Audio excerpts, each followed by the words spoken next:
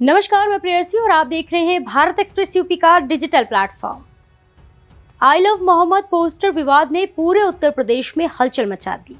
इस विवाद के बीच भारतीय जनता पार्टी के नेता और पूर्व सांसद ब्रजभूषण शरण सिंह ने अपने विचार साझा किए। उन्होंने साफ कहा है कि किसी को भी आई लव मोहम्मद से कोई आपत्ति नहीं होनी चाहिए।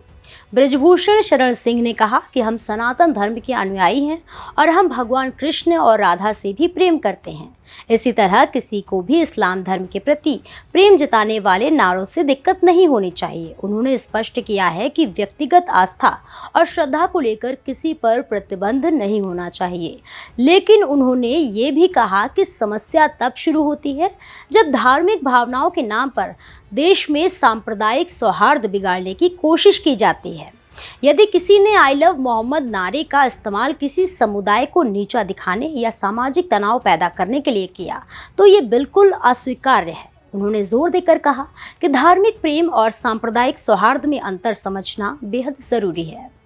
उन्होंने आगे कहा, धर्म में प्रेम और सम्मान का संदेश ही सबसे महत्वपूर्ण है। हर व्यक्ति को अपने धर्म के प्रति प्रेम करने का अधिकार है, लेकिन इसे दूसरों के खिलाफ इस्तेमाल करना बेहद गलत है। उन्होंने जनता से अपील की है कि वह शांति और सौहार्द बनाए रखे और किसी भी तरह की अफवाहों पर ध्यान न दें। ब्रजभूषण शरण सिंह ने आगे कहा कि समाज में सांप्रदायिक सौहार्द और भाईचारा बनाए रखना हर नागरिक की जिम्मेदारी है। यदि कोई व्यक्ति धार्मिक भावना के नाम पर किसी दूसरे समुदाय को नीचा दिखाने की कोशिश करता है तो यह न केवल कानून के खिलाफ है बल्कि समाज की बुनियाद पर भी हमला है। तो आई लव मोहम्मद से किसी को कोई दिक्कत नहीं है और ना होनी चाहिए, लेकिन आई लव मोहम्मद के बहाने अगर देश में सद्भाव बिगाड़ने का काम होता है और किसी दूसरे संप्रदाय को नीचा दिखाने का काम होता है, वहीं पर तकलीफ होती है। आप मोहम्मद साहब से प्यार करिए, किसी को कोई दिक्कत नहीं है, क्योंकि हम भी कृष्ण से प्यार करते हैं, गुरु साहब को, गुरु ग्रंथ को प्यार करते हैं,